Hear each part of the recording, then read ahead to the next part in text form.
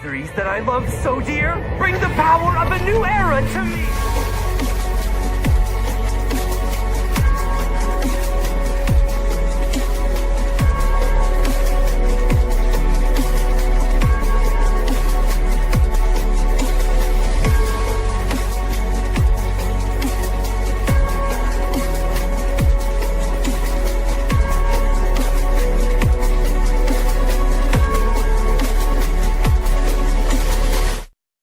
What is going on, guys? This is Mac here from Team Cardfighters United, coming at you with episode 2 of Cardfight QuickCast. Now, this is a series where basically we take time out of our busy schedules to bring you guys the reveals of the week. And Bailey kind of sort of did this already earlier on in this week with the reveal schedule for different sets and stuff, but he doesn't want to go over Bermuda Triangle specifically because he doesn't play Bermuda Triangle and doesn't know a whole lot about them other than that they're a bunch of fish.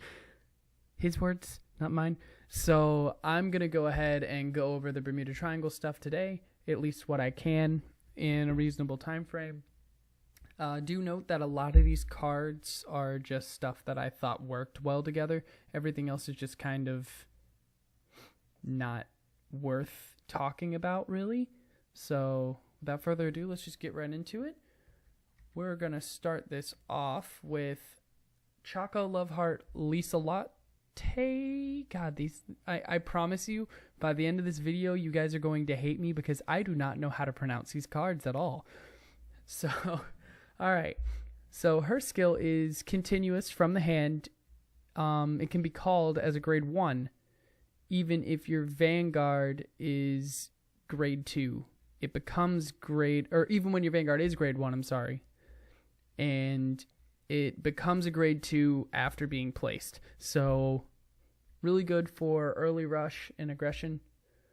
So, her second skill is Auto Vanguard and Rearguard. When it's placed, you look at the top card of your deck and either call it to Rearguard or put it into your soul, and it can only be used by a card with the same card name once a turn.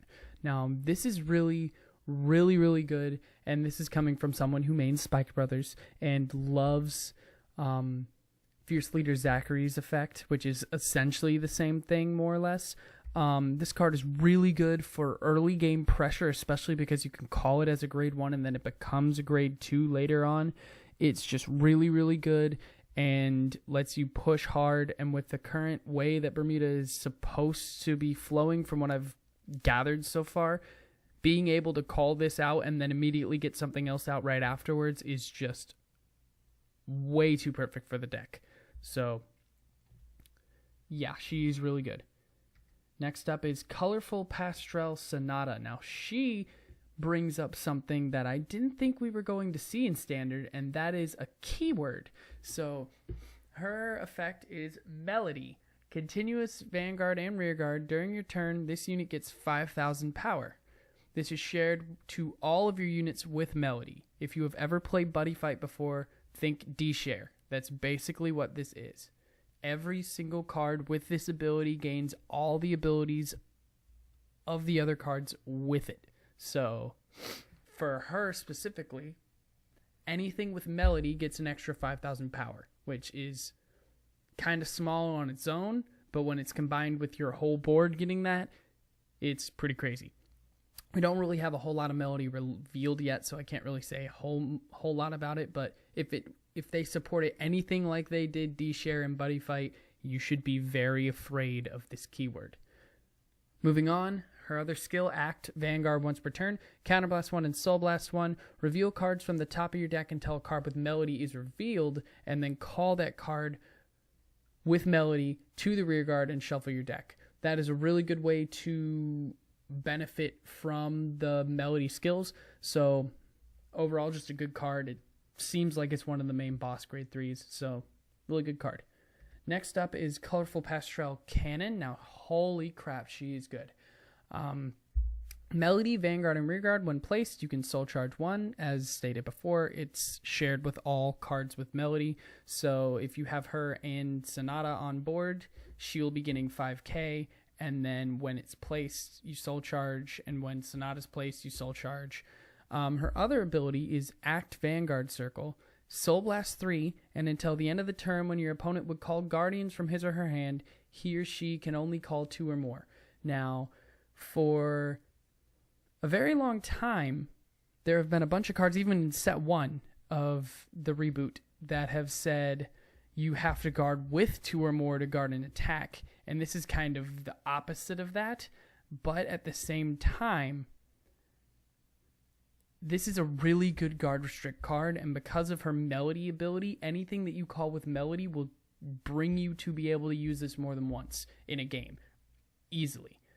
So good guard restrict, easy to pull off. It's just a good card.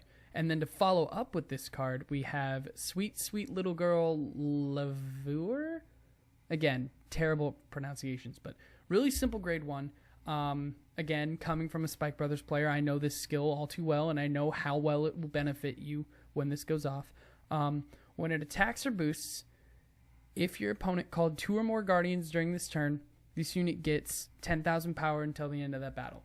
Now, this one's a little bit more situational than, say, Angela, which is the promo card that's I was referring to when I said Spike Brothers, and yeah.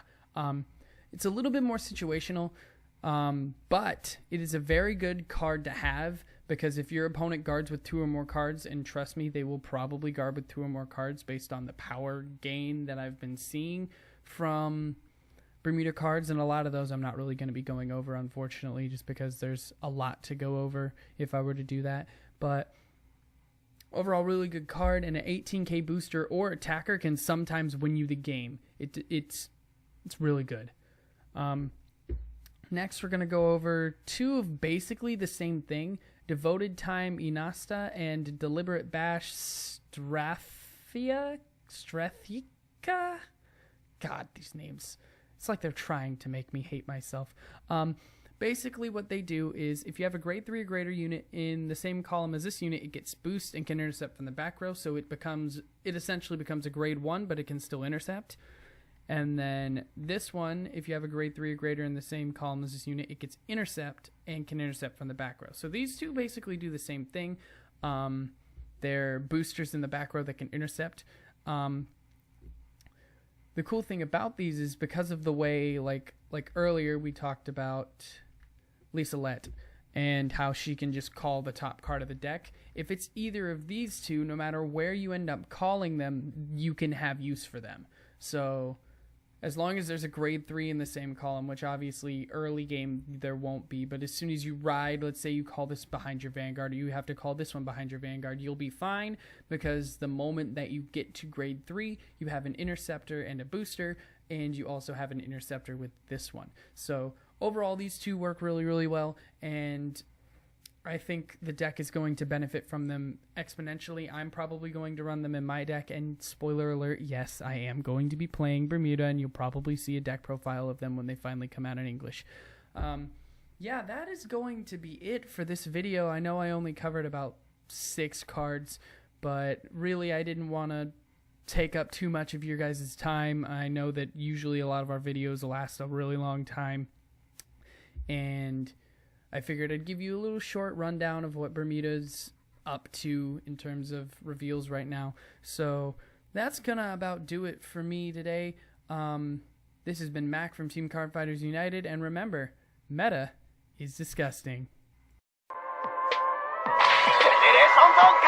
Going on, guys, it's Takeo White Hand. I'm calling my boys like we're using Unite, cause when we're all here you can't put up a fight. You'll be at 6 damage, I'm ending your life. You must be hollow, cause that's where you're gonna die soon. Killing quick like Grand Revolver when it's high noon. Enemies gone like the board on a pale moon. Striking so fast, bro's bound to lose. Naru, oh, what's that? You gone so soon? Is it cause it's looking your team like a witch on a broom? Well, it's your fault for thinking that you wouldn't lose. Got on your